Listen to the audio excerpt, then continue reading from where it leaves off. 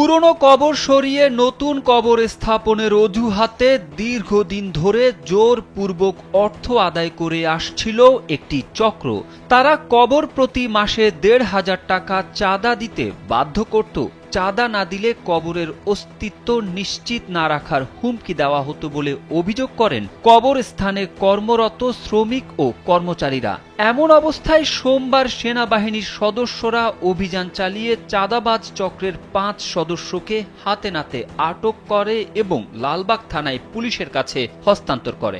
ভুক্তভোগীরা জানান, চক্রটির নেতৃত্ব দিতেন ২৩ নম্বর ওয়ার্ড বিএনপির সভাপতি আমিনুল ইসলাম আমিন। স্যান্ডেলিনা সো, রূপচর্চায় আভিজাত্য।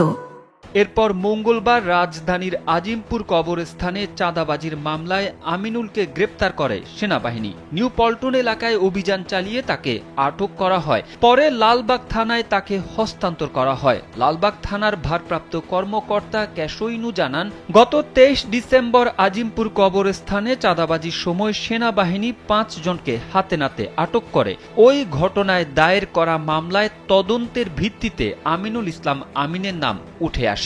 পরে সেনাবাহিনীর তৎপরতায় তাকে শনাক্ত করে গ্রেপ্তার করা হয়। আমিনকে গ্রেপ্তারের খবরে স্বস্তি প্রকাশ করেছেন স্থানীয় বাসিন্দারা।